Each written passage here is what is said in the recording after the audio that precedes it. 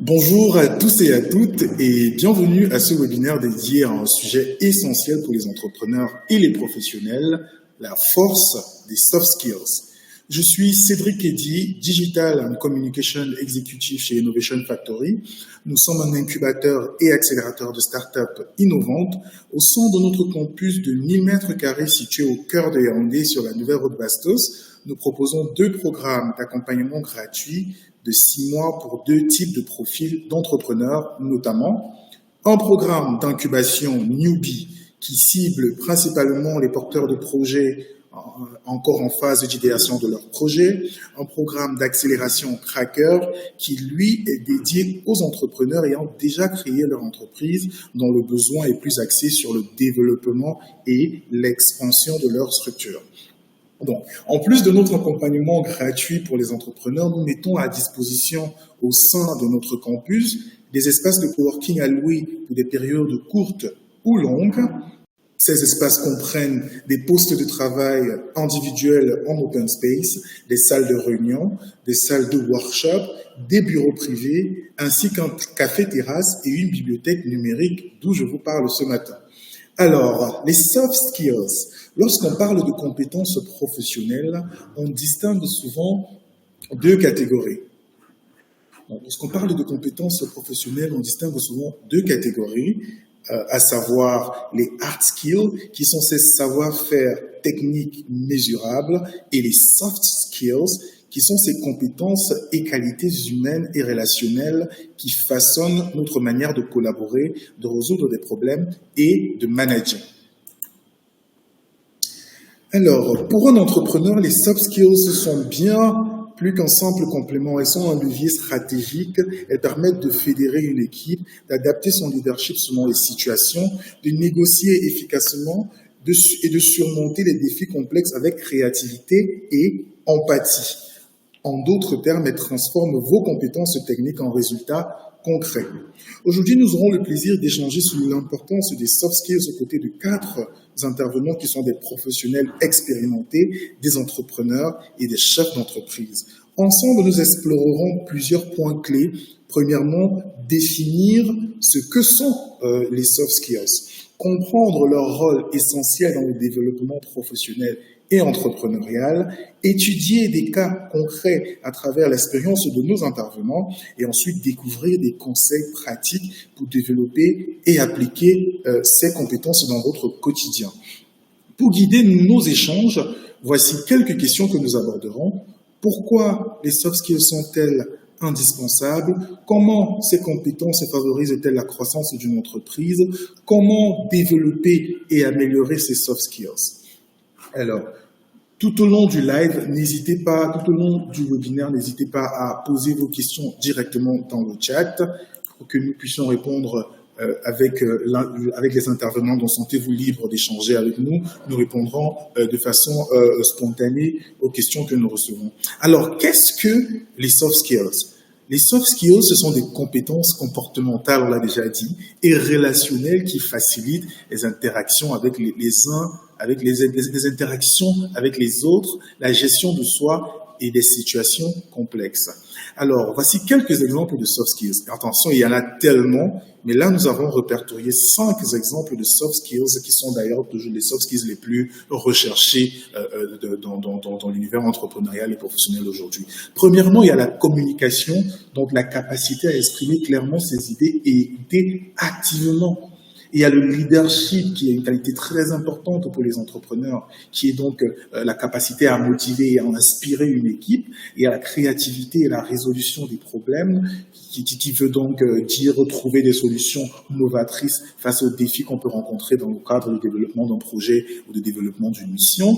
Il y a l'intelligence émotionnelle qui est très importante dans la gestion d'une équipe. Donc c'est la gestion de ses émotions personnelles et la compréhension des émotions des autres. Et bien sûr, il y a l'adaptabilité. Il faut pouvoir s'adapter en tant qu'entrepreneur, en tant que professionnel, parce qu'on évolue dans un écosystème qui est changeant. Principalement, nous qui sommes dans l'écosystème technologique, c'est un écosystème qui change tous les jours. Il y a des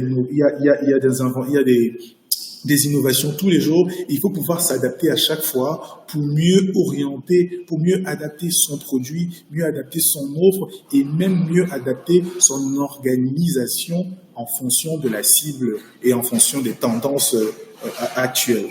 Alors, sans plus tarder, on va directement commencer à la première partie de ce webinaire qui est donc l'importance des soft skills dans le développement professionnel et entrepreneurial. Pourquoi les soft skills sont-elles essentielles pour développer un projet professionnel ou entrepreneurial? Et je vais d'abord donner la parole à Madame Nicole Ngachou qui est avec nous aujourd'hui. Il faut savoir que Madame Nicole Ngachou est spécialiste en ressources humaines avec plus de 30 ans d'expérience. Elle est d'ailleurs CEO de NAS SRL, où elle propose des services de consulting, de formation en gestion RH. Elle est également coach et mentor pour les startups. Bonjour Madame Ngachou et merci d'être avec nous ce matin. Je vous remercie, si vous pouvez, j'avais coupé le micro. C'est la meilleure façon. Voilà, je vous remercie déjà pour l'intérêt que vous avez porté à ma personne et à mon cabinet NAS RH. J'ai 38 ans, vous dites 30 ans dans le domaine. Nous étions parmi les premières personnes au Cameroun à faire ressources humaines, mais quand j'arrivais, c'était la gestion du personnel. Et le personnel s'arrêtait au recrutement et à la rémunération, la paye, c'était tout. Le reste, c'est venu dans les années 2000. On parlait donc de la gestion des ressources humaines parce que la gestion des ressources, ça embrasse donc la paie, la gestion administrative du personnel, la gestion prévisionnelle des emplois et des compétences, la gestion sociale et surtout la qualité de vie au travail. Ça, c'est le cœur de métier de ressources humaines, la qualité de vie au travail. Votre sujet est très pertinent parce que j'ai géré la GPEC, donc la gestion prévisionnelle des emplois et des compétences pendant au moins 10 ans. C'est dans un service où j'ai mis plus de temps. Et on parlait plus de hard skills, de soft skills et même de mad skills. Donc, il y a 3 types. Il y a hard, soft et mad. Et moi, j'étais une forte proposition. C'est moi qui proposais les nominations au DG. Les nominations des directeurs, c'est moi qui proposais. Parce que quand je faisais le bilan de compétences, je ne regardais pas seulement le hard skill. J'ai beaucoup d'exemples. Je peux parler jusqu'au matin. Parce qu'on a eu des enfants très bien formés, qui sortaient de Harvard, mais qui avaient de mauvais comportements. En entreprise, on nous dit généralement qu'une personne qui a de très bons comportements, vous pouvez compter, dans les soft skills, vous pouvez compter sur cette personne parce que vous pouvez la former. Mais quand une personne ne possède que les hard skills et qui a de mauvais comportements, c'est des gens à faire partir. Et très souvent, ces gens-là ne faisaient pas carrière parce qu'ils étaient incompris. Le soft skill, c'est quoi? C'est l'empathie. Quand vous gérez les gens, mettez-vous à la place des autres. Moi, je reviens d'un deuil. J'ai fait 1 mois et demi de zone de turbulence avec les enterrements. Si j'étais encore en entreprise, il fallait que mon chef me demande: Madame, est-ce que vous êtes disposée à reprendre le travail? Est-ce qu'on peut vous donner des horaires flexibles? Parce que c'est que mettez-vous à la place des autres. Le soft skill, c'est la communication, une communication ouverte. Le soft skill, c'est l'écoute, une écoute active. Le soft skill, c'est savoir consolider une équipe de travail, savoir gérer la diversité. Nous n'avons pas les mêmes caractères. Moi, je classe les personnels en 3 types. Il y a les exécuteurs, les finisseurs et les nettoyeurs. Donc, il faut les gérer différemment. Le soft skill, c'est savoir anticiper les conflits, voir le comportement des gens, comment faire pour que les gens soient soudés, pour que les gens s'aspectent, parce que les gens viennent de vivants divers. Le soft skill, c'est gérer les gens par l'intelligence émotionnelle. Ok. Alors, madame, savoir taire ses émotions. D'accord. Connaître ses émotions. Le soft skill, oui, non, il y a une personne qui est entrée en pièce. Le soft skill, c'est le leadership. Comment amener les gens à faire ce que vous voulez qu'ils fassent? Il y a une façon. Le soft skill, c'est la base. C'est la base pour la gestion que ce soit les grandes entreprises. J'ai travaillé dans une très grande entreprise. J'ai été directeur du cabinet du ministre avant de couvrir, mais c'est le soft skill qu'il prenait. Le ministre a fait partie des gens qui croyaient qu'ils étaient intouchables parce qu'ils maîtrisaient le travail. Mais si tu ne sais pas mener une équipe, tu ne sais pas écouter, si tu ne peux pas être empathique, on te met de côté. Quand j'ai vu ce sujet, je viens de Yaoundé, je suis rentré à 3 heures du matin pour pouvoir assister parce que c'est au micro que vous racontez. Les homosexuels ont mis leur base dans ma maison à Yaoundé. J'ai été convoqué, je sors de Yaoundé. Mon sac est là. Je sors de Yaoundé. Et j'ai tenu à venir parler des soft skills. Moi, quand je gérais le personnel, c'est ça que je regardais. Je leur disais toujours que c'est votre attitude, bien plus que votre aptitude qui détermine votre attitude. Si vous comportez mal, vous n'allez pas aller loin. En effet. Merci beaucoup. Merci beaucoup. Je gère une PME maintenant et je prends ça tous les jours. Je vous remercie. Ok, merci à vous, Madame Nicole. Merci surtout d'avoir pris votre temps pour venir malgré toutes ces différentes péripéties. On retient qu'il faut pouvoir séparer aussi l'équipe en 3 grands groupes pour les traiter différemment. Donc, nous avons des exécuteurs, des finisseurs et des nettoyeurs. Donc, on va passer effectivement. Donc, on va passer à la prochaine partie de ce webinaire donc on parle ici des soft skills au service de la croissance entrepreneuriale. Comment les soft skills propulsent donc la croissance d'une entreprise? Donc là, avant d'entrer dans les questions un peu plus spécifiques, je vais peut-être directement ouvrir ici la conversation avec Santer. Donc sur la question, est-ce que hello Santer? Hi.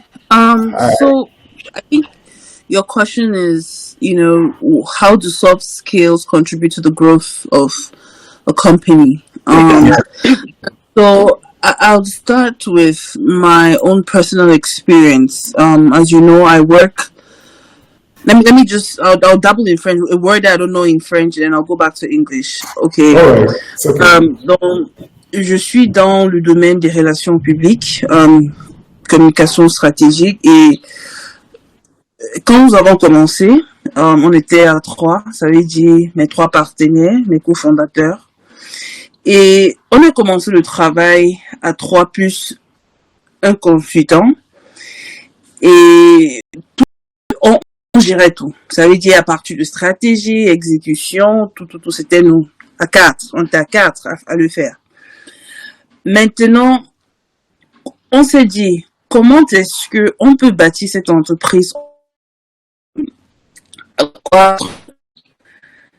et on n'a pas d'argent. Mais il faut que on voit la croissance de l'entreprise. Il faut que telle ou telle chose doit être faite. Mais il n'y avait pas d'argent puisque l'écosystème camerounais n'est pas habitué à prendre des services des experts des relations publiques qui sont plus en marketing ou communication digitale. Mais on avait un rêve, on avait un problème qu'on devait résoudre et on voulait contribuer à la prospérité économique du Cameroun. On a déployé 3 choses claires. Puisque je crois que la communication, le but de la communication, c'est quoi? La compréhension. Et tant que les gens n'ont pas compris ce que tu es en train de faire ou le message que tu veux passer, tu ne peux pas avancer. Donc, la première chose, les gens sont venus envers nous pour dire, ils voient ce qu'on fait, est-ce qu'ils peuvent joindre l'équipe? On était clair dans notre communication. Que voilà notre rêve. On n'a pas assez, on n'a pas l'argent pour vous donner, mais on croit en ce qu'on fait et si vous venez, vous allez venir travailler comme des consultants. Ça veut dire que vous n'êtes pas à temps plein. Et dès qu'il y a des projets, on vous appelle et on vous paye.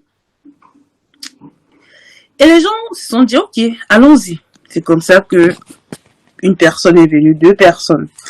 Et on voyait que ils ne travaillaient pas uniquement quand il y avait des projets, ils étaient beaucoup plus impliqués dans l'entreprise, dans l'ensemble de l'entreprise et même dans la croissance de l'entreprise parce qu'on était honnête dès les débuts et on a communiqué avec une telle franchise qui se sont dit que voilà, moi je veux m'associer avec ces personnes pour avancer ou pour bâtir leur entreprise.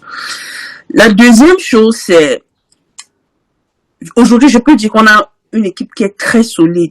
Pourquoi? C'est parce que en tant que directrice générale, c'est que je déploie toujours, c'est que j'essaye, comme notre maman a bien si dit, c'est de te mettre dans la position de l'autre.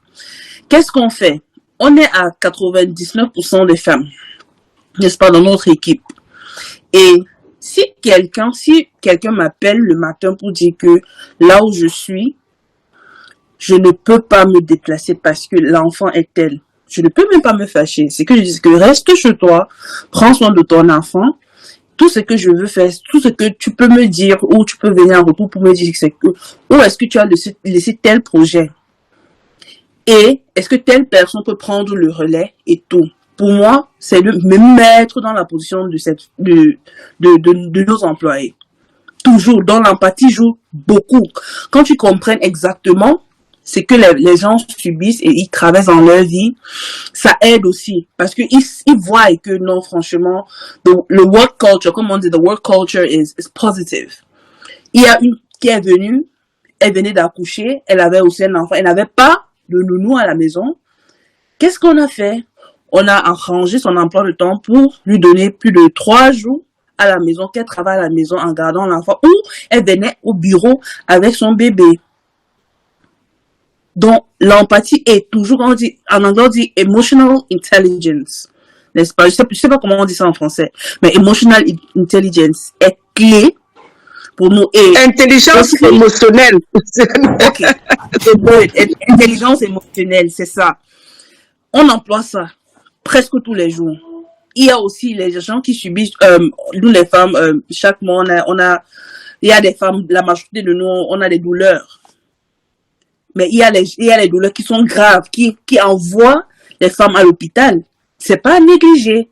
Si quelqu'un t'appelle pour te dire qu'il y a telle chose qui se passe, tu dois écouter et tu dois te mettre dans sa place et tu dois donner cette personne sa congé pour qu'elle part, elle se remet, elle est en forme et ça joue beaucoup. Et je vois comment l'équipe est plus solide que jamais. Parce qu'on se met dans la position de telle personne. Nous sommes vraiment, c'est quand on se base dessus, c'est franchement les résultats. Mais aussi, on ne travaille pas en individuel. Vous voyez, on ne travaille pas en individuel. Ça veut dire que tout le monde doit comprendre le travail de tout le monde. Si tu pars aujourd'hui, tu es en congé aujourd'hui, je peux prendre le relais, même si je suis pas chef de département ou même si je suis pas leader sur ce projet. Il y a aussi la gestion des crises, qui est très important. On travaille dans le milieu des relations publiques. Il y a des crises qui viennent soit du côté client, soit même en interne. Un soft qui est que c'est comment gérer les crises. Ça veut dire que si quelqu'un dans la hiérarchie a tort, et vous voyez un peu, la personne qui est dans le management n'a pas toujours raison. Et tu ne dois pas toujours prendre, vous voyez un peu, il faut savoir gérer ce genre de situation pour faire en sorte que, voilà, tout le monde est like at peace and okay with the decisions that have been taken. Ouais, en effet. Je pense que c'est très important dans tout ce que tu as partagé. Le point important que moi je retiens, qui t'a d'ailleurs aidé à forger une équipe solide aujourd'hui, c'est la capacité à intégrer, à donner sa place à l'empathie dans le management de ton personnel, dans le management de tes projets. Et c'est une qualité d'ailleurs qui est très importante parce que si le personnel se sent compris, forcément, il il a naturellement plus d'attache avec la société. Parce que nous sommes des professionnels, on a l'habitude de discuter avec nos promotionnaires, nos collègues qui travaillent dans d'autres sociétés. Et souvent, dans les conversations, tu te rends compte qu'il y a la majorité vont au travail avec principalement le besoin de chercher leur argent et se dire que, ok, moi je vais chercher mon argent, de toute façon, c'est pas mon entreprise. Pourtant, tout porteur de projet, et encore plus les entrepreneurs qui démarrent, voudraient d'ailleurs que toute leur équipe porte le projet comme si c'était leur propre projet. Donc, si on a, pour amener effectivement donc l'équipe à comprendre le projet, pour amener l'équipe à s'approprier du projet, en plus de tous les outils qu'on peut mettre à disposition pour améliorer leurs hard skills, il faut également qu'on puisse leur montrer une certaine empathie. Il faut également qu'on puisse les accompagner dans certains domaines qui ne sont pas souvent forcément liés à la fonction ou bien au travail direct, pouvoir comprendre tous les aspects de leur vie, mais non sans non plus, essayer de trouver un juste milieu, sans non plus que ces aspects-là viennent influer sur la qualité du travail et la qualité des résultats. C'est pour ça que pour vous, d'ailleurs, le plus important à la fin du process, ce sont les résultats. Donc, je sais pas, on va peut-être continuer avec Olivier, toujours sur la même question. Est-ce que tu peux ajouter quelque chose, Olivier ou Flavien, ajouter quelque chose sur la présentation de ce centre? Bon, on va commencer avec Olivier alors. Oui, effectivement, merci beaucoup. Effectivement, ils ont dit des éléments très intéressants dont j'ai moi-même appris, donc merci à eux. Alors moi, les soft skills, je dirais un peu comment elles nous ont aidés à évoluer. Je dirais sans elles, on serait mort, littéralement au moins déjà 10 fois. Faire du jeu vidéo au Cameroun, dans un pays où il n'y a pas de banque pour la créativité, tenir 10 ans. Sans ça, on serait mort. Déjà, ça nous a aidé au niveau de l'investissement. Parce que oui, on a une des premières expériences d'equity crowdfunding au monde et au Cameroun. Parce qu'il n'y avait même pas de nom en 2013 quand on faisait ça.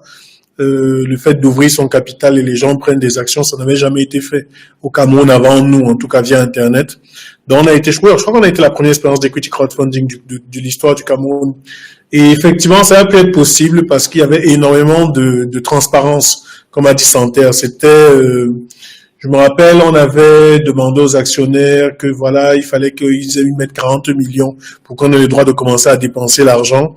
Et quand les gens commençaient à investir, on était calé à 27. Et les gens avaient de la peur que les gens ont 27 millions, est-ce qu'ils vont pas fuir l'argent? Est-ce que ça, voilà, la peur de la monothété. Mais on était tellement transparent. C'est-à-dire, on envoyait les rapports, les reçus. Et après, on a dit à nos actionnaires que bon, il faut qu'on ouvre le studio. Parce que sinon, les gens vont continuer de paniquer. Ils nous ont dit, on vous fait confiance, faites-le. Et vraiment, c'était les trucs du genre, on avait budgétisé un loyer à 200 000. Et quand on a trouvé un local à 150 000, on envoyait le reçu aux actionnaires pour dire le reste est dans le projet. On n'a pas mangé le reste. Et c'est ça qui a vraiment créé de la confiance. Maintenant, on a des éléments aussi où ça nous a sauvés parce qu'en tant que chef, en Afrique et au Cameroun, bon, surtout au Cameroun, on a tendance à faire des chefs des dieux dans les entreprises où quand le directeur passe, tout le monde arrête de respirer. Ben, c'est comme si Dieu est passé sur terre. Mais le problème, c'est que quand vous êtes un chef divin, si vous avez tort, personne ne peut vous dire et l'entreprise va dans un mur.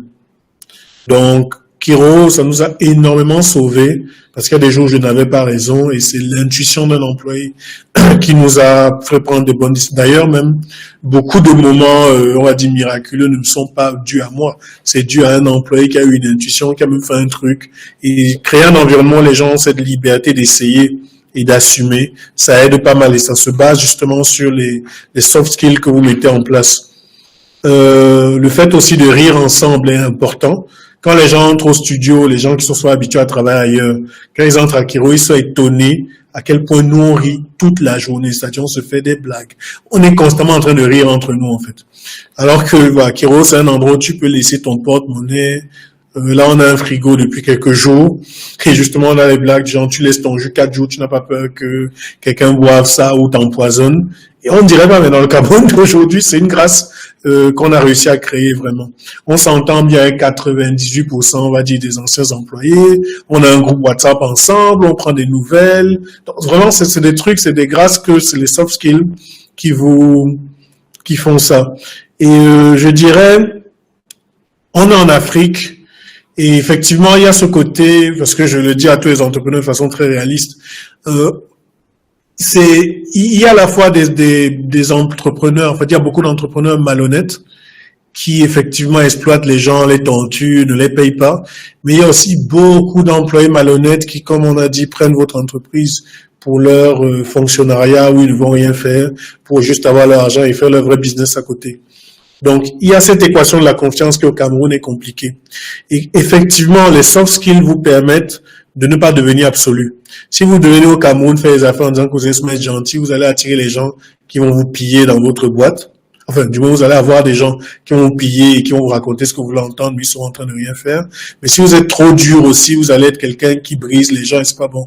Donc vraiment, il faut être constamment dans une sorte de philosophie pour se demander est-ce que j'ai quelqu'un en face de moi qui est bon et que je dois aider, donner sa chance, ou j'ai quelqu'un de malhonnête et autres. Et ça, c'est vraiment un des grands, il y a presque pas de livre de management. Je suis en train d'en écrire un encore qui explique comment la confiance fonctionne dans un pays comme le Cameroun.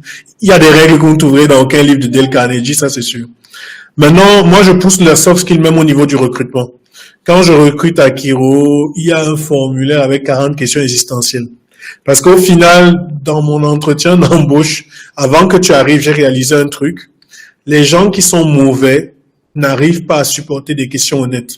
C'est-à-dire, quand je te donne 40 questions, c'est qui tu es en tant qu'être humain. C'est-à-dire, et c'est vraiment des questions humaines, hein, du genre, est-ce que tu as déjà appris quelque chose seul? Pour qui est-ce que tu es prêt à te sacrifier dans la vie? Quelles sont les choses que tu as déjà faites alors que tout le monde te disait que tu ne pouvais pas y arriver? Mais vraiment des trucs qui, quelque part, quand tu es quelqu'un qui pense à faire le bien, c'est des questions auxquelles tu as envie de répondre toute ta vie. Quand tu es quelqu'un de négatif, c'est-à-dire, nous, souvent dire que spirituellement, quand tu es négatif, Kiro, tu ne tiens pas 2 semaines. C'est comme l'onde qu'on a ici, là, te chasse. Tu sens que ça, tu ne respires même pas bien.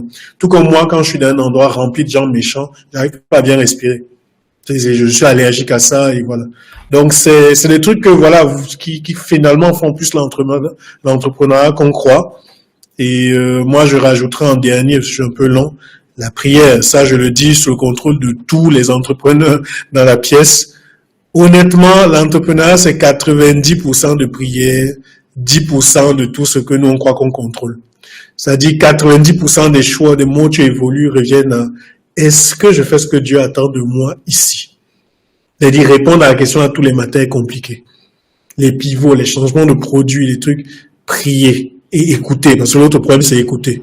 Entre tes peurs, ton ego, tes égoïsmes, toutes les voix qui savent imiter la voix de Dieu dans ta tête et l'autre voix, c'est ça. Être entrepreneur, en fait, pour moi, c'est essentiellement ça. Ouais, je suis d'accord avec toi. Et maintenant, vu que tu as soulevé le point de recrutement, je voulais poser par exemple, te poser la question, comment as-tu d'ailleurs construit l'ensemble de ton équipe? Quels sont les critères que tu as privilégiés lors du recrutement, parlant bien sûr de compétences techniques et de soft skills? Alors, le profil que j'ai trouvé après 10 ans de tentative au Cameroun, le profil qui marche au Cameroun, c'est l'altruiste hyperactif. C'est-à-dire, chercher à travailler avec des gens altruistes. Qui étaient altruistes avant d'arriver dans votre entreprise, premièrement. C'est-à-dire, il faut détecter tous les signes qui montrent que c'est quelqu'un qui s'occupe de sa famille, qui pense à ses petits frères, à ses cousins, mais qui ne vit pas que pour lui.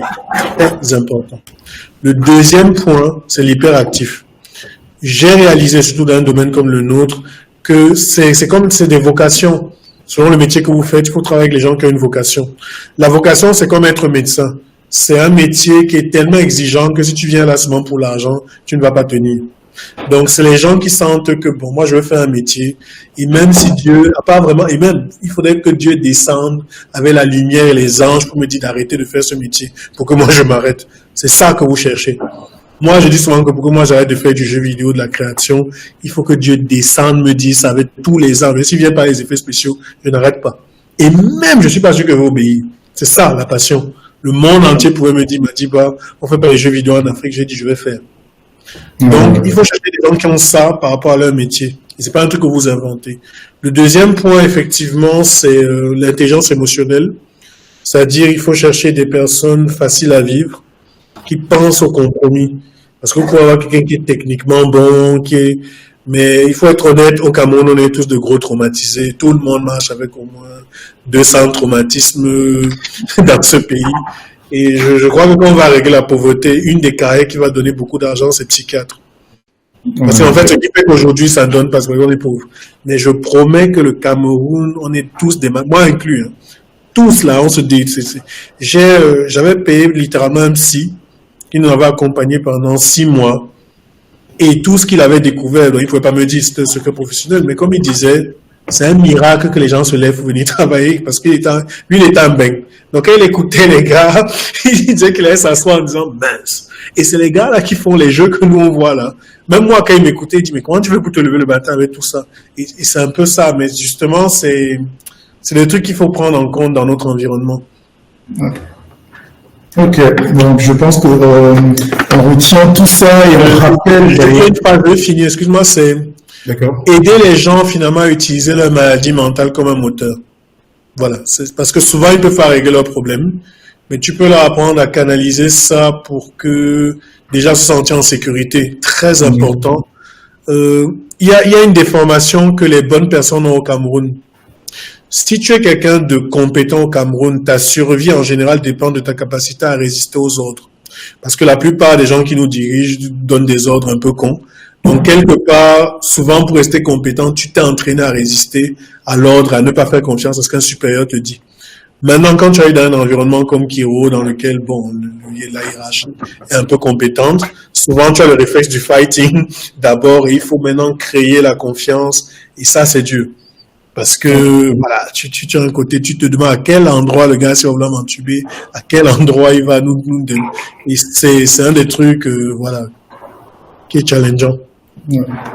Donc, on dirait on retient que le profil idéal chez Kiro Games, d'ailleurs, on rappelle que Kiro Games, c'est le premier studio de jeux en Afrique centrale et au Cameroun. Donc, si vous parmi les différents, je vous dis, parmi l'auditoire d'aujourd'hui, si vous voulez travailler chez Kiro Games, on retient que les critères importants, c'est d'être une personne altruiste, une personne hyperactive et surtout posséder la qualité principale d'intelligence émotionnelle. On va revenir sur l'intelligence émotionnelle parce qu'on en a parlé, c'est revenu plusieurs fois depuis que nous échangeons, mais est-ce qu'on peut aller un peu plus dans le détail pour que les gens comprennent ce que ça implique d'être intelligent émotionnellement dans son activité professionnelle et même dans son activité personnelle? Comment est-ce que l'intelligence émotionnelle a créé une balance dans la gestion de toutes ses responsabilités au travail, la gestion, excusez-moi, de ses responsabilités en tant que personne? Je ne sais pas si peut-être Flavien ou Madame Nicole, vous voulez intervenir sur cette question. Ok, Madame Nicole, on commence avec vous. Oui, pour la petite histoire, j'ai connu l'intelligence émotionnelle lors des tours jumelles de New York. Se sont écoulés. Quand il y a eu tentative, les Twins. Oui. Tous ceux qui ont perdu, il y avait un chef d'entreprise qui avait le personnel. Donc, l'entreprise était dans les tours jumelles. Et le chef d'entreprise a perdu beaucoup, au moins 80% de son personnel. Et ceux qui restaient étaient traumatisés, blasés, ils ne voulaient plus travailler. Et ce monsieur a utilisé l'intelligence émotionnelle. C'était en quelle année? 1190 what? Je n'ai plus de mémoire. Il a utilisé l'intelligence émotionnelle pour garder son personnel. Qu'est-ce qu'il a fait? Il a ouvert un registre où les gens devaient tous les matins dire ce qu'ils ressentent. Essayez vous-même, quand vous êtes fâché. Je reviens de ce qu'Olivier a dit. Il m'a touché parce que il faut savoir que quand vous avez des problèmes, priez. Et quand vous avez un problème, écrivez ce problème sur une feuille. Ça va résoudre 80% de votre problème. Donc, il a demandé à tous les suivants d'écrire dans le registre leur ressenti. Qu'est-ce qu'ils traverse comme problème. Il a mis l'empathie. Il a dit, ok, je vais prendre une journée, la recette d'une journée pour partager aux familles qui ont été touchées. Il a pris un site qui a accompagné son personnel. Ça, c'est l'intelligence émotionnelle. Savoir contrôler d'abord ses émotions, savoir ce qu'on ressent pour comprendre. Parce que si tu ne gères pas les gens, pas l'intelligence émotionnelle, tu ne peux pas comprendre le problème des autres. L'empathie, ça fait partie de l'intelligence émotionnelle. Pourquoi je dois faire des oreilles flexibles? Si une personne, il y a ma fille qui a dit ça, parce que j'ai 63 ans, vous êtes tous mes enfants, bientôt 64 ans. Quand ma fille a dit, je ne vois pas bien son nom, c'est très important. Elle a dit des choses que j'ai notées, peut-être qu'elle n'a pas vu. Les femmes traversent des périodes souvent difficiles. À cette période-là, il faut savoir leur donner les oreilles flexibles. Ça, c'est géré par l'intelligence émotionnelle. Ça veut dire que savoir comprendre les autres, se mettre à la place des autres, se transposer. Et ce monsieur a géré, il a récupéré ses employés qui voulaient démissionner. Et grâce à sa façon de gérer par l'intelligence émotionnelle, il a recruté. Parce que moi, je dis souvent aux gens, je ne peux plus travailler parce que je suis déjà, mon avenir est derrière moi.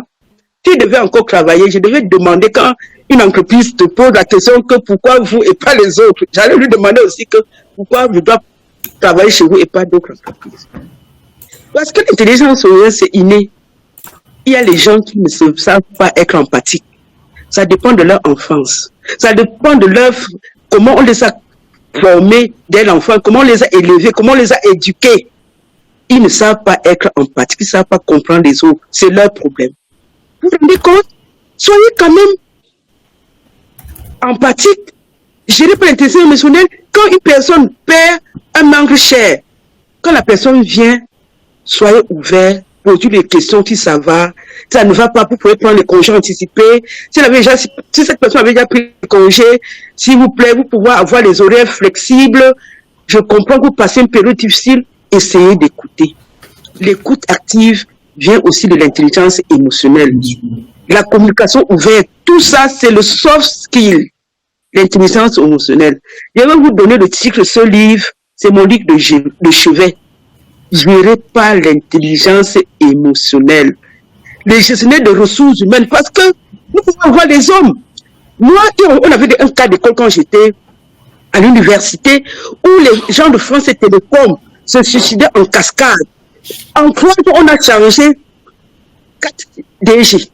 Ils n'arrivaient pas à replacer. Tout simplement parce qu'il y avait un mal-être. Et on ne voulait pas comprendre les gens, on les suivait, il n'y avait pas de limite entre la vie privée et la vie professionnelle. Comme c'est eux qui avaient commencé le GPS, vous êtes à Kribi ou à la plage, votre N+1 dit, vous êtes en train de vous amuser avec la famille, il y a le travail qui vous attend. Les gens se suicident en cascade. Je demande aux managers de gérer le personnel par l'intelligence émotionnelle. Je voudrais votre contact, je vais vous envoyer ce livre. C'est un livre que je recommande à vous, les gestionnaires, à vous, les start-up, à vous, les jeunes. Je ne suis plus jeune. Je voudrais que vous corrigez les erreurs que j'ai faites pendant ma carrière. Gérer le personnel par l'intelligence émotionnelle. Je ne sais pas si j'ai donné quelque chose de probable. Voilà, je m'arrête là pour vous laisser parler. Donc, l'intelligence émotionnelle, c'est le soft skill, c'est savoir comprendre l'autre, savoir se mettre à la place de l'autre, savoir se substituer. Ça ne veut pas dire que c'est la faiblesse. Ne laissez pas se comprendre. C'est pas pour rien qu'il y a une procédure disciplinaire. Je vois les gens qui donnent une mise à pied sans passer par le conseil de discipline. Donner la chance aux gens de s'expliquer. Moi, j'ai été nommé parce que, grâce à une demande d'explication, quand j'ai répondu, le DG a dit, so what? Cette femme-là, j'ai dit ce que je pensais. Il m'a écouté. Il a dit, bon, le lendemain, pendant qu'on croyait qu'on allait me renvoyer, on m'a nommé. Cherchez toujours à comprendre vos collaborateurs. Gérez, s'il vous plaît. Et l'intelligence émotionnelle, c'est quoi? Savoir taire ses émotions. C'est parce que vous avez un problème à la maison, vous allez transposer en entreprise. Parce que qu'est-ce qui se passe quand vous êtes chef d'entreprise? Quand vous transposez votre émotion, vous êtes rentré, votre femme vous a énervé, vos enfants vous ont énervé, vous venez, vous grondez tout le monde, vous êtes DG. Quand vous grondez comme ça, le chef de département, le directeur, vont aussi être crispés, vont gronder leurs collaborateurs, les chefs de service. Les chefs de service vont gronder aussi, ça va se répercuter jusqu'au bas de l'échelle. Mais quand on se terre ses émotions, quand on contrôle ses émotions avant de venir au travail, laissez ça avant d'arriver au bureau. Tout le monde a des problèmes. Si vous racontez mes problèmes, vous allez dire que mais la femme est forte. Et vous dites que je sors de loin. Je sors de loin. Je sors de loin. Oui. Il y a eu déjà un problème qui est venu tomber sur moi. J'ai un appartement meublé où un homosexuel a mis le siège. Il y avait 50 homosexuels sur moi pendant 2 mois. Je ne savais pas. J'ai les interrogations. Je suis parti jusqu'au CED, C1000. Parce qu'on croyait que c'est moi qui les ai placés là-bas. Mais voici, j'ai laissé ça venir répondre à votre invitation. Ça, c'est l'intelligence émotionnelle. Oui, je vous parle de ça entre guillemets. Que vous comprenez que laissez taire vos émotions. Je vous remercie. En tout cas, on retient que c'est très important de pouvoir dissocier nos émotions, enfin, tous les problèmes qu'on peut avoir dans le quotidien, de ne pas les ramener au travail. Parce qu'effectivement, ça ralentirait l'équipe, que ce soit au niveau du manager, même au niveau du personnel aussi. Ça, c'est important de le signifier. Ça vaut autant pour le manager que pour les employés de la société. En fait, je ne sais pas si tu voulais ajouter quelque chose. Oui, Cédric, je voulais ajouter quelque chose. Et il y a la question qui est dans le chat à laquelle je vais aussi répondre par la même occasion, parce que ça fait partie de ce que je voulais dire. C'est vrai qu'on parle d'intelligence émotionnelle, mais moi, en tant qu'entrepreneur, en tant que chef d'entreprise, je dis toujours que on est dans un environnement où les collaborateurs doivent mériter le traitement qu'on leur accorde. Et ça dépend vraiment du type de collaborateur que vous avez. Je veux dire, au début de mon entrepreneuriat, je veux dire, il y a 7 ans, moi, j'étais en mode management à l'américaine, tout ça.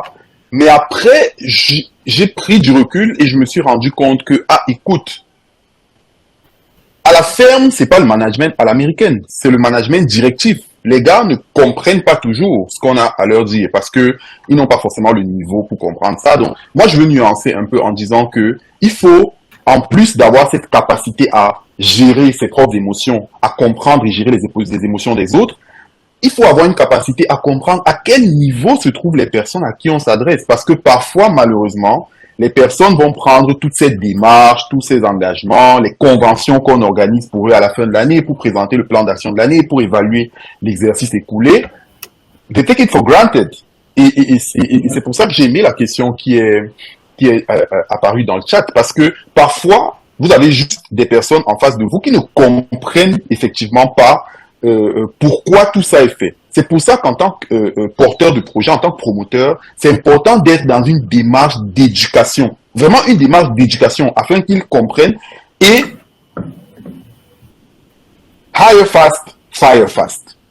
Ça, franchement, on est aussi dans une société où vous allez voir beaucoup de patrons se plaindre des employés, beaucoup d'employés se plaindre des patrons. Mais moi, je prends un exemple très simple. On a un collaborateur qui est parti en Europe il y a moins de 2 semaines, qu'on a recruté il y a 3 mois, à qui on a fait un passeport, un permis de conduire. Et nous, dans l'agriculture, quand on fait permis de conduire, c'est ABG. C'est-à-dire, c'est 3 permis parce qu'il faut qu'il puisse conduire un tracteur agricole, il faut qu'il puisse conduire une moto, il faut qu'il puisse conduire un véhicule utilitaire. Donc, on lui fait les 3 permis de conduire, on lui fait des cours d'anglais. Et puis, le mec, 2 semaines après avoir reçu ses certificats, il dit, moi, je pars.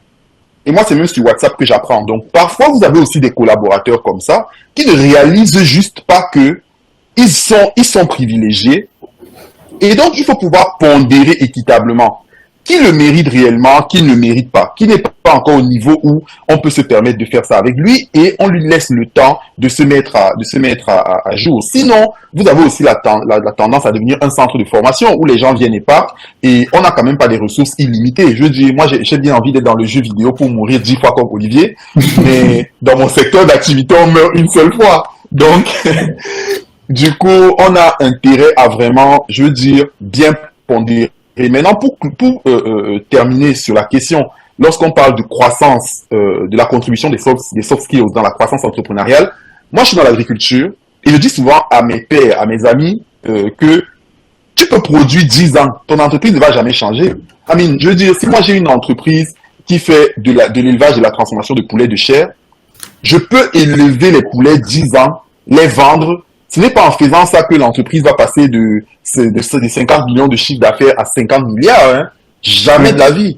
Le rôle du promoteur, c'est vraiment d'emmener ses collaborateurs à travailler le plus possible, d'identifier quelles sont les sources d'investissement qui peuvent permettre de booster la croissance de l'entreprise, de convaincre les clients pour donner des contrats équitables, des contrats de qualité. Et ça, ce sont les soft skills. Moi, je dis souvent que je ne suis pas le meilleur agriculteur du Cameroun. Franchement, même dans ma propre entreprise, il y a des meilleurs agriculteurs que moi, il y a des meilleurs aquaponistes que moi. Quand mon responsable financier parle de finances, je m'assois et je prends le cahier pour noter.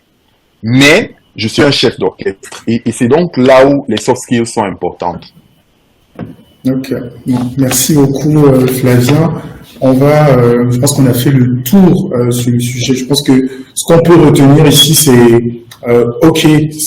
c'est bien d'inclure, je vais dire en dehors de la question qui a été posée principalement, venant sur la question, sur le point de l'intelligence émotionnelle. C'est très bien d'appliquer une intelligence émotionnelle avec ses collaborateurs, mais il faut pouvoir trouver un juste milieu, il faut pouvoir trouver une balance afin que ce ne soit pas pris aussi afin que ce soit pas pris comme acquis par les collaborateurs, comme d'ailleurs la personne qui a posé la question dans le chat.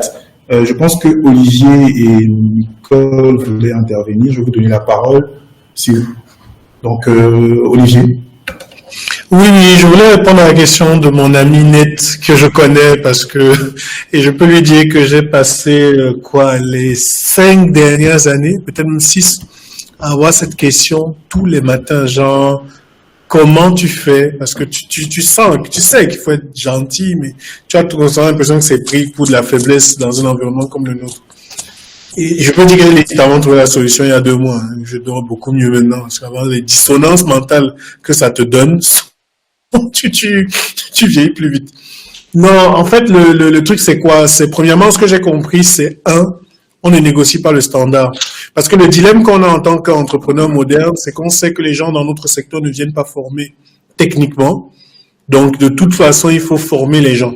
Donc là où tu te sens souvent piégé, c'est je ne vais jamais recruter un programmeur ou un artiste de jeux vidéo qui, dès qu'il s'assoit lundi, il est bon. J'ai toujours obligatoirement 2 à 6 mois pour former la personne. Et souvent, tu as le sentiment que tu prends 2 à 6 mois, tu formes quelqu'un pour qu'il aille ailleurs ou pour que autre chose se passe. Et tu as le sentiment qu'en fait, tu as ouvert une école où tu payes les gens. Et ça, c'est pas rentable du tout. J'ai ce sentiment-là. Je sais que beaucoup d'entrepreneurs ont ce feeling maintenant avec les départs au Canada et autres. Mais, et tu sais que la solution n'est pas non plus de devenir cruel parce que ça va pas non plus marcher. Tu te sens piégé, en fait. Mais le truc que moi, je réalise, c'est que, pas de négociation sur les standards. Parce que oui, la compétence prend du temps technique. Peut-être même l'intelligence émotionnelle, tout ça peut prendre du temps. Mais un individu qui ne veut pas être excellent, la décision d'être excellent, c'est maxi 2 jours. C'est-à-dire, être excellent, c'est il faut au moins vous rassurer que vous êtes avec quelqu'un qui, par exemple, peut comprendre que mon code ne doit pas bugger. C'est-à-dire vraiment quand vous discutez, il n'est pas au stade de dire ouais mais monsieur vraiment ça peut bugger une fois, c'est pas grave, non. Ça ne se négocie. Quelqu'un n'a pas pris cette décision là. Vraiment débarrasse-toi de toi de cette personne le plus vite possible. Le plus vite possible, j'insiste. Maintenant, le truc que moi aussi j'ai décidé de faire, c'est que déjà même dans l'industrie du jeu vidéo, tout le monde arrive à la même conclusion. C'est mieux d'avoir une petite équipe et d'avoir des petits projets. Donc, mieux tu sais que, gars, au lieu d'être là 40 personnes, il y a 15 personnes qui bossent, 25 qui se plaignent et qui chillent. Mieux vous êtes une équipe de 15, de 10 qui est pareil. Et vous avez les projets de 10. Parce que quand vous êtes 40, vous avez les charges de 40. Vous avez les ambitions de 40. Et vous avez les salaires de 40. Donc, et toi, tu es en train de payer 15 personnes qui font le boulot des autres. Et les autres sont payés. Et un truc que j'ai remarqué, c'est que souvent, Tu peux être là humaniste, toi, en train de te dire que tu vas virer quelqu'un, tu vois, tu le vois, toi, tu penses pas dans ses problèmes plus que lui. Hein. Les gens, oui, mais il a tel problème de famille, si la personne parle, est-ce que c'est bien? Mais lui, il ne pense pas à ça, lui, il ne pense même pas à ça. Lui, il est sur ses business, il est sur son égoïsme, il est sur... Donc, il y a des trucs, et là, tu te dis, mais pourquoi je vais être plus responsable de quelqu'un que sa propre vie? C'est mes enfants à qui je dois ça. Des employés, il faut que les gens se rappellent qu'au final, on est comme une équipe de foot. Tu dois jouer ta part du match. Et ma responsabilité, c'est que si tu as un petit coup de fatigue, je te soutiens, mais pas que tu viens me faire perdre le match. Alors, parce que toi, tu sais pas ce que tu veux au terrain. On peut rigoler dehors, mais on n'est pas obligé de jouer dans la même équipe. Et donc, je finirai en disant, maintenant, ce que les entrepreneurs, et on est tous en train d'arriver à cette conclusion, c'est qu'il faut créer un tunnel de recrutement plus long. C'est-à-dire, il faut que, par exemple, on maximise le freelance avec les gens qui sont pas encore, donc qui n'ont pas encore prouvé. Parce que tu vas faire des calculs où tu vas te rendre compte que tu payes quelqu'un 1 an qui lui ne value pas. Surtout aujourd'hui avec TikTok où tout le monde croit qu'être freelance c'est mieux. Mais ce que les gens ne valuent pas, c'est qu'en réalité, le freelance c'est bien quand tu es stratosphérique. Sinon, c'est toujours bien d'avoir un salaire. Donc, il y a cette notion de mieux tu laisses les gens être freelance. Et c'est ceux qui prouvent que tu tentes de recruter. Et comme tu auras une plus petite équipe, tu pourras mettre de meilleurs salaires ou de meilleures conditions pour ceux avec qui tu es. Mais au moins, vous travaillez entre vous, vous avez des ambitions plus petites que vous réglez et autres. Et ça aide, ça change totalement la mentalité. Quand tu commences à voir les choses comme ça. Et voilà, je crois qu'il y a un dernier truc que je voulais dire aussi d'intéressant, c'est... Mais ça va peut-être me revenir, je vais peut-être l'écrire dans le groupe. Parce qu'il y avait une dernière notion très importante là. Mais ça va me revenir. Ok. Nicole, est-ce qu'on peut... Oui, je crois que vous voulez parler. Oui, je voudrais renforcer un peu ce que Net ou Olivier, qu'ils ont dit. Quand on a le personnel, il faut les classer. Il faut savoir, moi, je sais peut-être parce que j'ai fait psychologie. On classe, il y a des auteurs qui disent qu'on classe le personnel en 3 catégories. Il y a la masse, il y a le haut potentiel, il y a le noyau dur. Et qu'est-ce qu'on fait? Il faut observer. Et McGregor a dit, c'est un autre auteur qui classe le personnel en 2 catégories, X et Y. Il y a un autre auteur qui a dit, qui classe le personnel aussi en 3 catégories, exécuteur, finisseur et nettoyeur. Quelle est la différence? Je commence par McGregor. Il dit que le personnel X, c'est cette personne, quand tu lui donnes le travail, elle va seulement faire ce que tu lui donnes de faire. Et c'est une personne qui n'aime pas prendre les initiatives. C'est une personne qui a peur d'être sanctionnée. Peut-être ça peut être une initiative heureuse ou malheureuse. C'est une personne qui ne prendra jamais les risques. Pourtant, la personne X, et ce genre de personne, la personne X, il faut leur assigner, les personnes X, il faut leur assigner des objectifs journaliers. Je dis bien journaliers. Parce que c'est les exécuteurs. Si vous ne contrôlez pas ce que vous leur avez donné de faire, 2 jours après, monsieur le directeur, je n'avais pas compris, je n'ai pas fait. Oui, monsieur le directeur, les gens qui m'expliquaient la cause de leur échec. Je n'ai pas fait mon travail parce que l'ordinateur était gâté.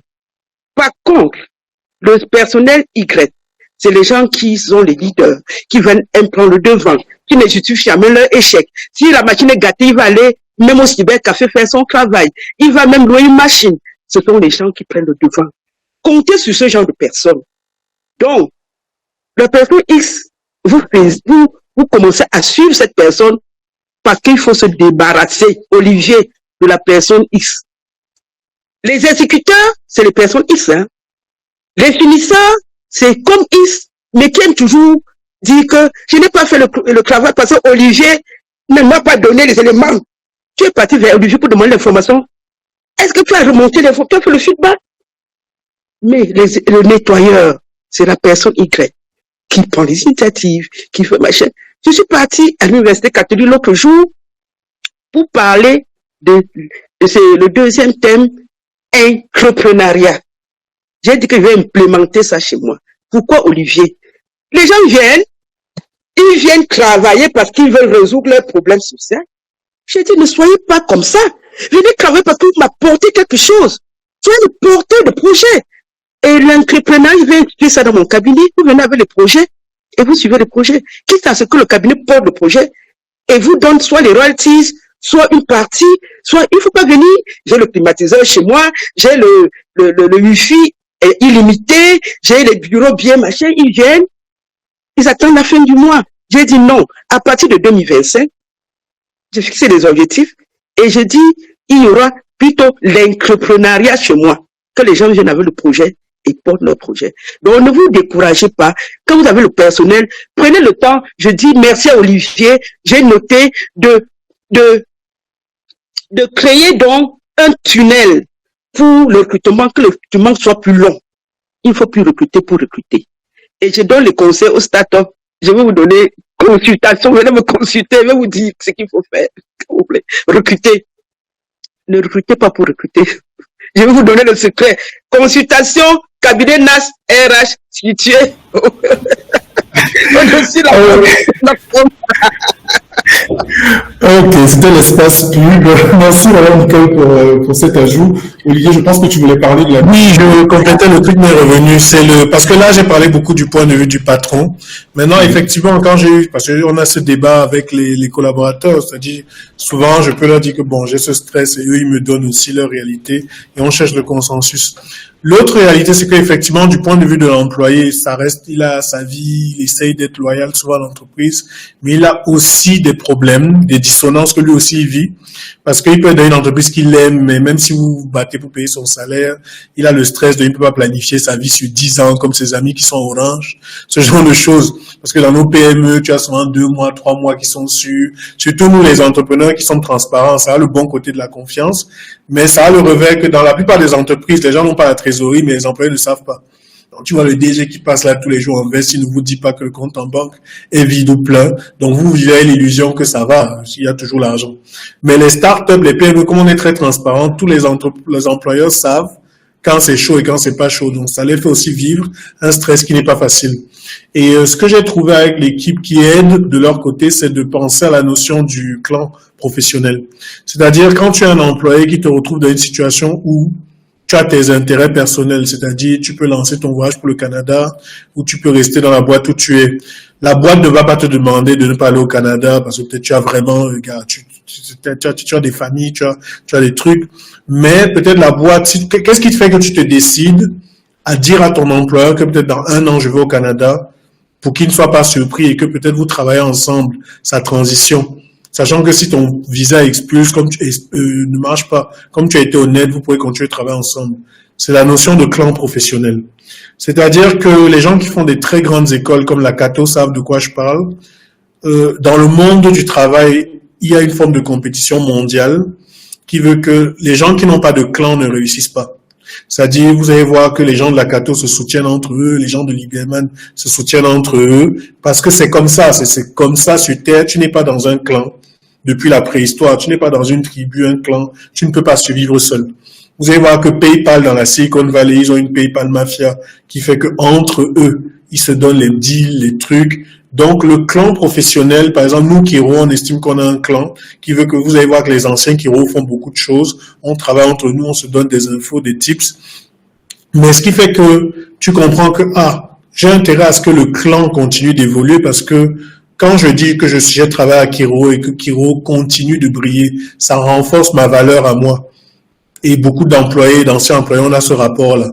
C'est-à-dire, partout où ils arrivent, déjà, ils transportent la culture qu'on a, ça leur donne des trucs, mais ils continuent même d'aider à distance, souvent bénévolement, parce qu'ils savent que, en renforçant ce clan, ça renforce leur branding personnel. Et même quand tu dois maintenant choisir entre des deals perso et des deals d'entreprise, tu ne mets jamais le clan en danger. C'est-à-dire, même si tu veux faire tes business, par exemple, j'ai des gens au studio qui font leurs travaux personnels sur les machines avec Internet, mais c'est transparent entre eux et moi. Et je leur ai dit, tant que tu ne vas pas gâter mon travail, donc genre, moi, je te commande une image, et toi, tu vas devoir faire l'image de tes clients de dehors. Parce que c'est la confiance. Et si tu gâtes le clan, l'Internet que tu as, les machines que tu as, tu vas te rendre compte qu'il y a beaucoup de choses qui sont faciles quand c'est pas toi qui payes le loyer. Ce jour, tu commences à payer ton Internet, ton électricité, tu ne seras pas aussi libre. Donc, la notion de clan professionnel aide pas mal. Voilà, pour que voilà comment est-ce il faut que les gens comprennent ça, qu'on a un clan, qu'on travaille ensemble. J'insiste, un clan, pas une secte, parce qu'après au Cameroun, ça devient vite autre chose. Quand ça dit aux gens de venir boire le sang à minuit, là, non. C'est pas ça comme je parle. Ok, donc merci beaucoup. Alors, on va attaquer ici le dernier point, le dernier volet de ce webinaire qui est donc, maintenant qu'on a parlé des soft skills, qu'on a pris le temps de présenter ces soft skills et comment est-ce qu'ils intervenaient dans nos dans la différente gestion des équipes, gestion de carrière professionnelle et même gestion des projets. Maintenant, comment développer et améliorer ces soft skills? Certaines personnes les ont déjà, du moins les soft skills innés, mais d'autres personnes freinent encore à les développer autant pour les managers que pour les personnels. Donc, comment développer et améliorer ces soft skills? Par exemple, je pose la question directement là aux entrepreneurs, aux managers d'entreprise, parmi les personnes du panel. Mais est-ce que dans vos équipes, vous mettez en place des formations ou des ateliers pour développer des soft skills au sein de votre équipe? Si oui, quels sont les résultats? Quel est l'impact? Comment mesurez-vous l'impact de ces soft skills dans les performances de votre entreprise? Donc, on peut commencer avec Senteur. Sorry, take that again. Yeah. Please, répète la question, s'il te plaît. Yeah. Je disais que vu que là on parle de comment développer et améliorer les soft skills, donc est-ce que vous au niveau de votre équipe vous mettez en place des formations ou des ateliers pour développer des soft skills au sein de votre équipe? Si oui, quels sont les résultats et comment est-ce que vous mesurez l'impact de ces soft skills dans la performance de vos entreprises jusqu'ici? Non, il n'y a pas de training formel. Pourquoi? Parce que on pense que, like, you know, ils apprennent de ce que tu fais, n'est-ce pas? I'm a big believer in that, que les gens apprennent de ce que toi, qui es leader, tu vois, de l'entreprise, fais. Donc, j'apprends en faisant. Ils apprennent en voyant, et moi, j'apprends en faisant. Donc, tout ce que je prêche, je fais. Ça veut dire que je ne suis pas nice. Tu vois un peu, parce que quand on dit en anglais que nice, like, c'est performative, c'est genre que tu ne veux pas qu'on te déteste et tout, non. I am kind, but I'm not nice. Ça veut dire que même l'intelligence émotionnelle, là, si tu fais quelque chose qui n'est pas bien, je vais te gronder. Mais c'est la manière dont je vais te gronder qui va déterminer si ça ne va pas, ça ne va pas, si ça va ou ça ne va pas. Vous voyez un peu. Donc, il y a ça, moi j'apprends en faisant. Donc je prêche ce que je fais ce que je prêche. Je ne fais pas quelque chose qui est extraordinaire. Mais avant d'y arriver même à cette position, la façon dont nous recrutons, je suis dans tous les recrutements. Pourquoi? Parce que nous, les 3 cofondateurs, on connaît ce qui est, on ne peut pas dire exactement ce qui c'est, mais on connaît ce qu'on appelle chez nous l'esprit imagination. On ne peut pas décrire on ne peut pas décrire ça pour dire que c'est ça, mais on reconnaît dans la personne qui est devant nous. Ça veut dire on peut avoir plus de 10 personnes qui passent pour l'interview et les 9 sont plus qualifiés que le dernier. Mais on va prendre le dernier parce que on voit qu'il y a l'esprit imagination. Et si je peux donner quelques mots descriptifs. On voit que la personne est d'abord quelqu'un qui est gentil, quelqu'un qui est teachable. Je sais pas comment on dit ça en français. Qui est teachable. Quelqu'un, tu vois, qu'il est vraiment humble. Il a un esprit d'humour. Très bien. Et il a aussi l'esprit de l'entraide. Voilà, on peut voir ça déjà dans la personne, même si la personne est moins qualifiée que les 10 autres, mais il y a cet esprit qu'on regarde et on se dit que les hard skills, ça s'apprenne. Maintenant, tu peux prendre les formations pour ça, pour apprendre et améliorer, upskill et tout, Mais le soft skill, là, c'est vraiment très difficile à trouver. Donc, avant d'y arriver même à cela, pour avoir des employés qui ne font pas les travaux et puis non, il y a d'abord le recrutement et on tamise et on recrute les gens qui encadrent et qui englobent l'esprit de Image Nation. Donc, ça nous aide d'abord dès la première phase avant d'y arriver à des autres. Et jusque-là, ça marche. Ça marche. Donc, on retient que c'est dans le collectif que vous arrivez à incorporer ou à développer les soft skills du reste de vos collaborateurs. Maintenant, pour être un peu plus précis dans la question, quels sont les conseils donc pour les entrepreneurs que vous pourrez donner aux entrepreneurs qui veulent donc développer leurs soft skills afin de mieux manager leur équipe et développer leur projet? Donc, pour commencer, on peut prendre Madame Nicole qui a la main levée.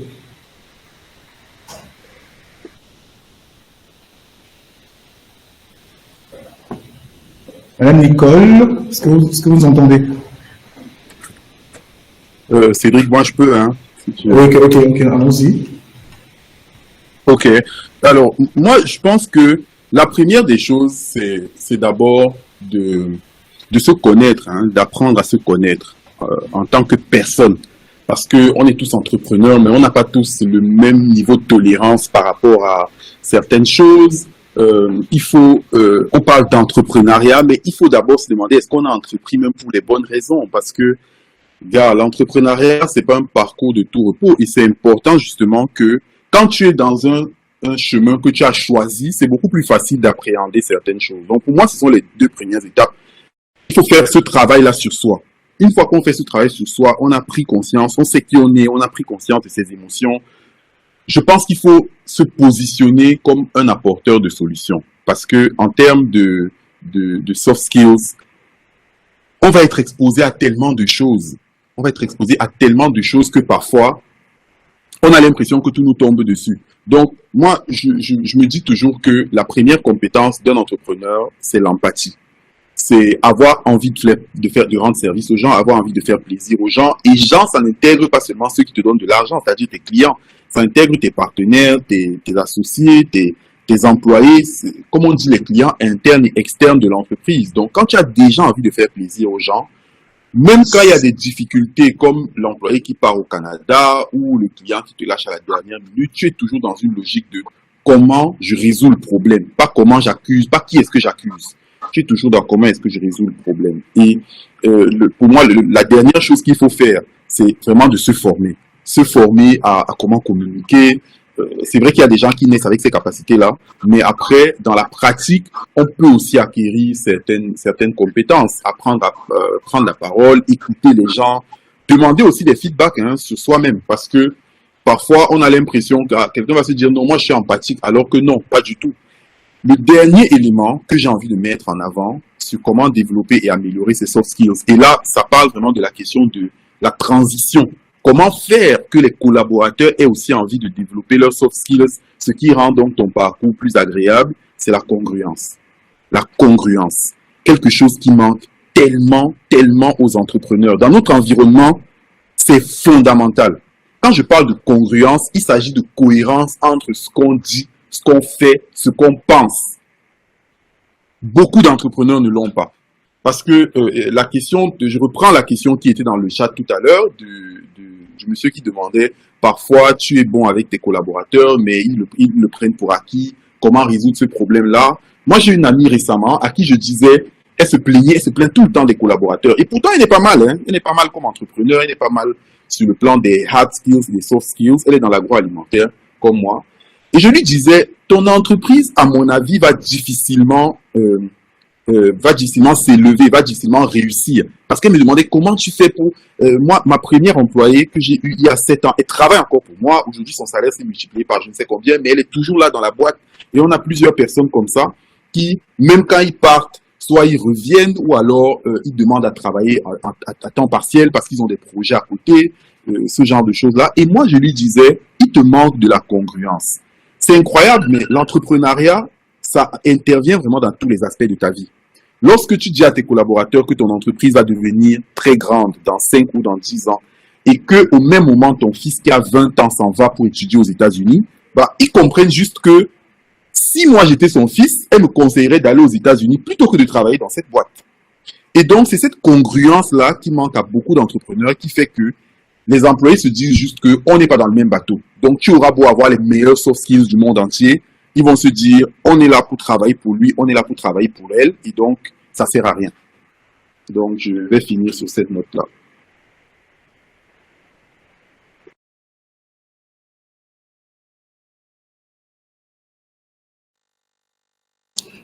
Alors, je dirais, merci beaucoup, Flavien, parce que j'aime beaucoup la congruence.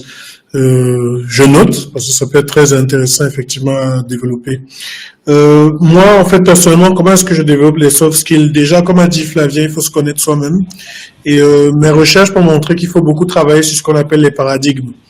Souvent, quand on vous dit développement personnel, la plupart du temps, vous allez lire beaucoup de choses sur changer vos pensées, maîtriser vos émotions, mais c'est assez chaotique parce que tes pensées, ça va vite, vraiment tu peux devenir. Mais les paradigmes, en fait, c'est quoi? C'est ce qu'il y a vraiment en dessous. J'aime dire que l'intuition, c'est une machine dans laquelle il y a plein de rouages. Donc, il y a les engrenages et tout. Et les pièces de ton intuition, de ton subconscient sont les paradigmes, c'est-à-dire les petites histoires que tu racontes. Un paradigme, par exemple, que tout le monde connaît, c'est il faut diviser pour régner. C'est-à-dire un paradigme commun aujourd'hui de l'éducation, c'est que quand tu as un gros problème, divise-le en petits problèmes et tu peux les régler. C'est des micro-histoires comme ça. Par exemple, un paradigme que moi j'aime bien, j'utilise constamment le modèle de l'équipe de foot pour dire à l'équipe que bon, le problème c'est que là je veux que tu sois le Eto'o de ce travail, donc quelqu'un qui mouille le maillot, le Aboubakar de ce travail, je veux cette version de toi. Je ne veux pas, avec tout mon respect pour le monsieur, mais je veux pas Anguissa. Je veux pas le gars qui est en train de marcher au terrain. Alors, non, je veux pas Anguissa, parce qu'Anguissa il livre, hein. Il fait 80 minutes, la balle vient, il repasse, mais on sent tous qu'il y a quelque chose qui manque. Donc souvent c'est ça, c'est ce genre de truc. Et il faut savoir les histoires que tu te racontes à toi-même, comment tu vois tes échecs, comment tu vois tes leçons en étant réaliste. Faut pas appeler la mère de la confiture, mais quelles sont les leçons? Donc, le paradigme, c'est vraiment, j'ai plein de paradigmes, mais voilà. Maintenant, avec l'équipe, ce que l'on fait aussi, c'est que quand tu arrives au studio, tu as 3 ou 4 mois, je crois, de vidéos. Hein. C'est-à-dire, chaque jour, il y a des vidéos de 10-15 minutes que tu regardes sur YouTube qui ne parlent que de développement personnel, d'amour de soi, d'intelligence émotionnelle, tu ne regardes que ça. Et c'est un monsieur GRH qui nous avait, d'ailleurs le consultant, qui nous avait fait une liste de vidéos qui commence je crois, de la conscience de soi jusqu'au travail en équipe. C'est des vidéos YouTube, une sorte de collection que quand tu regardes, ça te change la vie. Chaque jour, tu regardes une vidéo. Et à l'époque, quand j'avais du temps, là, c'est un peu compliqué, mais ce que je faisais, c'est que chaque fin de vidéo, en fin de journée, je débriefais avec l'équipe pour leur demander qu'est-ce qu'ils ont compris, les questions qui se posaient sur une vidéo. Et voilà, maintenant, j'essaye de le faire sur genre toutes les 5 vidéos, mais vraiment pas le temps. Mais c'est dommage. Mais c'est un truc voilà. D'ailleurs, je cherche à avoir des partenaires RH qui ont ce genre de soft skill-là, parce que c'est quelque chose que je voudrais... Excusez-moi, je ne sais pas si on pourrait prendre Center rapidement avant qu'elle parte. D'accord. Hello, Center.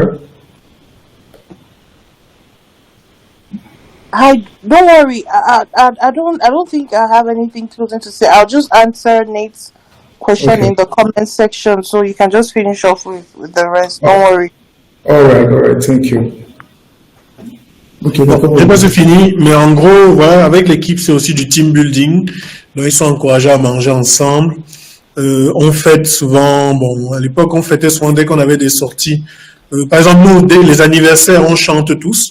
C'est-à-dire quand quelqu'un a un anniversaire, en général, il offre à manger à tout le monde, des beignets, des trucs genre les beignets, les trucs. Il y a d'autres qui gâtent, ils viennent vous amener le poisson braisé, là. Bon, ça, c'est une blague entre nous. S'il y en a des employés studio, ils comprennent. Et, mais en fait, voilà, c'est des petits trucs du genre, là, des trucs d'équipe. Quand c'est l'anniversaire de quelqu'un, on chante tous son anniversaire. Quand on a des victoires, on va manger ensemble. On rigole, voilà. Donc, c'est des team building. Et il y a aussi ce que j'appelle le dreamstorming. Le dreamstorming, c'est vraiment le truc où, en tant qu'équipe, vous tapez les divers sur comment votre vie va être quand la boîte va percer. C'est-à-dire des blagues sur moi, il y aura ma voiture sera garée là-bas, je vais sur marcher en blanc avec un chat dressé. Vous savez, on va présenter des petites blagues sur vous êtes en train de réussir au stade de Google et d'imaginer comment vous allez communiquer avec les nouveaux employés qui ne sauront pas comment on a galéré pour arriver là et comment tel sera déjà vieux à donner les vieux conseils qu'aujourd'hui on refuse d'écouter. Donc vraiment, c'est quelque chose aussi qui aide pas mal. Et la fin, c'est le self-leadership. Beaucoup de fois, quand on parle de leadership, on voit quelqu'un qui commande les autres.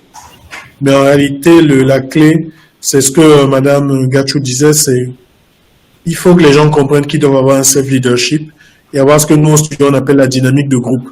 La dynamique de groupe, c'est que si tu as un travail qui t'est confié, tu ne restes pas assis à ton poste en disant oui, tel ne m'a pas envoyé les images dont j'avais besoin. Tu te lèves, tu vas te battre pour les obtenir parce qu'on est tous occupés. On gère tous 3-4 projets en même temps. Donc tu dois, même si moi je t'ai confié un boulot, tu dois faire la dynamique de groupe pour venir prendre le feedback, venir que je valide tes idées, ce genre de choses. Parce que tu vas pas venir me dire à la fin, quand on fait souvent les réunions de débriefing, que oui, mais j'attendais tel. Non, tu n'as pas fait la dynamique de groupe pour que ça avance. Donc, et les autres qui l'ont fait ont livré, pas toi. Donc, c'est un peu ça. Ce qu'elle disait un peu en mode d'entrepreneuriat, mais une dynamique de groupe.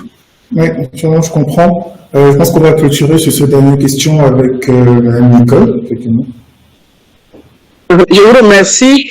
C'est une question permanente, importante pour moi, parce que j'ai été aussi, pendant mon parcours, chef service formation. J'ai privilégié beaucoup les formations sur les soft skills. Beaucoup. Et dans mon cabinet, qu'est-ce que je fais? Je fais le bilan de compétences de tout le monde. J'appelle chaque collaborateur, je fais son bilan de compétences sur les soft skills. Qu'est-ce que cette personne maîtrise? Qu'est-ce qu'il faut améliorer et qu'est-ce qu'il faut apprendre? Et généralement, tous les vendredis après-midi à 14h, je réunis mon équipe, on choisit un thème sur les soft skills. Et j'implémente, je leur explique. Souvent, on regarde une vidéo, je leur demande ce qu'ils ont retenu, quelle est la leçon qui est derrière cette vidéo, ceci, les comportements des gens. Et c'est comme ça qu'il faut améliorer. Parce que les soft skills doivent être, parce qu'il y a des gens qui sont nés empathiques. Et puis, on peut apprendre à une personne à être empathique, bien que c'est quand même compliqué. Il y a les gens qui savent communiquer, qui savent accepter les autres. D'autres personnes, c'est parce que par leur nature, vous allez voir une personne qui est unique, un enfant unique, il aura des comportements bizarres. Ce n'est pas sa faute. C'est une personne que tout tombait sur lui, tout c'était pour lui, il ne savait pas partager, il ne restait qu'avec les gens, il ne connaît pas le caractère des autres. C'est que quand je fais beaucoup d'entretiens d'embauche, même là où je travaillais, dans la structure là où je travaillais, c'est moi qui faisais les tests et entretiens d'embauche. Quand un cabinet faisait le test, c'est moi qui finissais avec l'entretien. Qu'est-ce que je cherchais? C'était le soft skill, le bon sens. Si tu peux anticiper même sur le conflit, comment gérer le conflit? Parce qu'il y a les chefs qui fuient quand il y a un conflit. Non, je ne veux pas. Parce qu'on va dire que je suis méchant, tout ça.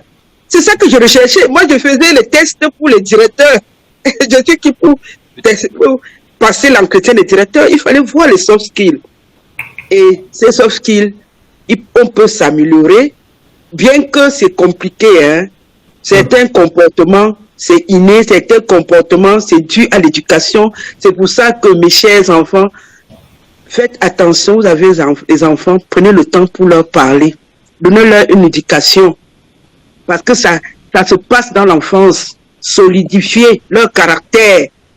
L'empathie, la communication ouverte, la gestion, accepter les autres, accepter que les autres peuvent être différents de vous, accepter que les gens peuvent être pauvres ou riches, je ne sais pas. Bref, que les enfants ne soient pas complexés et apprendre, s'améliorer. Mais, il y a les gens, c'est dans leur ADN. Quand je dis, vous avez un chef toxique, il ne peut pas changer. Qu'est-ce qu'il a eu dans son enfance? Parce qu'on nous dit vraiment que tu ne peux donner que ce que tu as reçu. Qu'est-ce que tu as reçu? Si tu reçois l'amour, tu vas distiller l'amour. Si tu reçois la haine, tu vas détester les gens. Si tu reçois la haine, tu seras toujours à la défensive. Parce que tu restais chez un parent, tu te réveilles à 5 h du matin pour puiser de l'eau, leurs enfants étaient couchés, quand on veut quelque chose, c'est toi qu'on doigté, quand on donne à manger, toi tu n'arrives pas gros yaourt, tu deviens agressif. Ça se transpose quand tu grandis. On va te former, mais ça va toujours rester en toi. Mais la meilleure formation, c'est dans l'enfance. La meilleure formation, c'est vraiment quand, s'il vous plaît, soyez à côté de vos pas bêtes.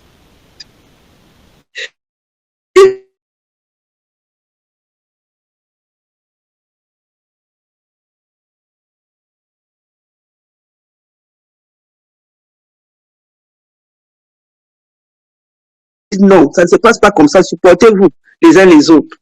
Parce qu'en entreprise, les gens qui viennent vous parler des autres entreprises, non! On parle des projets, on ne parle pas des gens. Dans mon bureau, ça ne se passe pas comme ça. Apprenez à vos enfants. Ne trahissez pas, soyez solidaires. La solidarité, le team building, soyez ensemble. Et puis quand un enfant, je pose des questions bêtes. Est-ce que vous êtes dans un groupe quartier, dans une association? Non, j'ai marché seul, je n'aime pas les gens, je n'aime pas rester, collaborer avec vous. Vous savez pas ce que je recherche. J'ai des questions pièges quand je passe l'entretien d'embauche. Ce que je retiens, c'est former les gens, pas maintenant, dès leur enfance. Je vous remercie. Ok. Merci Madame Nicole. L'un des points que je peux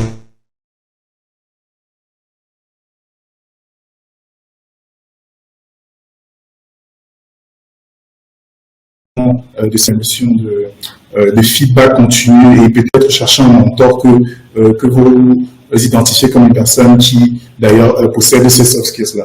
Donc chercher des retours réguliers sur ses compétences interpersonnelles auprès de ses collaborateurs, auprès de ses managers, demander des conseils à des mentors également ou à des personnes pairs expérimentées. Donc je pense que nous avons fait le tour de ce sujet, on a dépassé même un peu le temps. Je vais faire rapidement un résumé des points clés à retenir. Donc, premièrement, les soft skills sont des compétences clés pour réussir dans l'entrepreneuriat et dans la vie professionnelle. Elles facilitent la création de relations solides et la gestion de crises et encouragent l'innovation. L'intelligence émotionnelle est primordiale dans la gestion des équipes, mais il est essentiel de trouver un équilibre pour éviter de créer des situations de prise pour acquis, comme ce qui a été soulevé dans ce code. Donc, également, les managers devraient aussi veiller à protéger les intérêts de la société en allongeant un peu plus les process de recrutement afin de mieux filtrer les candidatures.